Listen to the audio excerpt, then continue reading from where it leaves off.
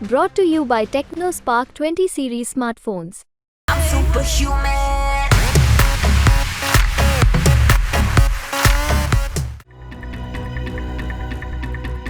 चीन ने अर्जेंटीना में एक सीक्रेट स्पेस स्टेशन का निर्माण किया था जो पिछले 7 सालों से सीक्रेट प्रोजेक्ट्स को अंजाम दे रहा था। लेकिन जेवियर माइली, जिन्हें चीन विरोधी भी कहा जाता है, जब से अर्जेंटीना के राष्ट्रपति बनकर आए, चीन के लिए आए दिन कोई न कोई मुसीबत खड़ी होती जा रही है। और अब तो खबर ये आ रही है कि चीन के सीक्रेट स्पेस स्टेशन पर कभी भी ताला लग सकता है। अब क्योंकि चीन अपनी हरकतों की वजह से पहले से ही बदनाम है और ऐसा बताया जा रहा है कि इस स्टेशन पर China satellite launch and tracking control general के कर्मचारी काम करते हैं, जिनका कंट्रोल चीन की सेना PLA स्ट्रेटेजिक सपोर्ट फोर्स के पास है। ऐसे में आशंका है कि चीन इस स्पेस स्टेशन से अमेरिका के आसमान की जासूसी भी कर सकता है। इस बेस के लिए चीन और अर्जेंटीना के बीच 2014 में समझौता हुआ था। हालांकि अर्जेंटीना की संसद ने फरवरी 2015 तक चीनी स्टेशन को मंजूरी नहीं दी थी, लेकिन फिर भी उस वक्त जो अर्जेंटीना की सरकार थी, उसकी मदद से चीनी बेस पर काम चलता रहा और 2017 में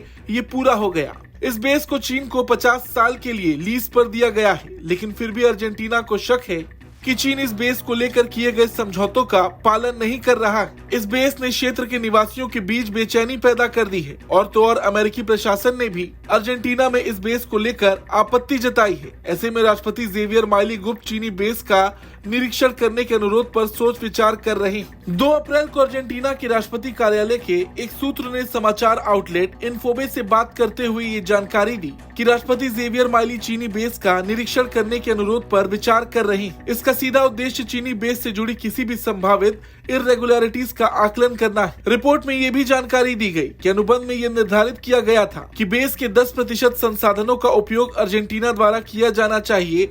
निरीक्षण से इस बात का भी पता लगाया जाएगा और तो और ये भी जांचा जाएगा कि क्या स्थापित किया गया है, क्या बनाया गया है और क्या नहीं बनाया गया है। अब अगर इस पूरे मामले के दूसरे पक्ष को देखा जाए तो जेवियर माइली चीन विरोधी माने जाते हैं। वो चीन के अलावा ब्राजील की भी खुली आलोचना करते हैं। जेवियर का कहना है कि वो किसी भी कम्युनिस्ट देश के साथ कोई सौदा नहीं करेंगे। इस बात को ऐसे भी समझा जा सकता है कि अर्जेंटीना में जो चीनी बेस को लेकर बवाल मचा है, ये ठीक डेनमार्क से 24 पुराने F-16 लड़ाकू विमान को खरीदने के हालिया फैसले के बाद सुनने में आया। इस रेस में चीन का JF-17 लड़ाकू विमान भी शामिल था, जिसे अर्जेंटीना ने रिजेक्ट कर दिया। चीन ने अर्जेंटीना को कई ऑफर दिए, मगर जेवियर माइली चीन के चंगुल में नहीं फंसे। राष्ट्रपति जेवियर माइली तेजी से खुद को पश्चिमी सरकारों के साथ जोड़ रहे हैं। वहीं इससे पहले की सरकारें चीन से काफी नजदीक संबंध रखती थी और यही वजह भी है कि चीन ने अर्जेंटीना में एक सीक्रेट स्पेस स्टेशन का निर्माण किया। हालांकि अब उस पर भी ताला लगने की खबरें हैं। आपको क्या लगता है, अर्जेंटीना चीन को लेकर आगे क्या कुछ कर सकता है? कमेंट करके जरूर बताएं।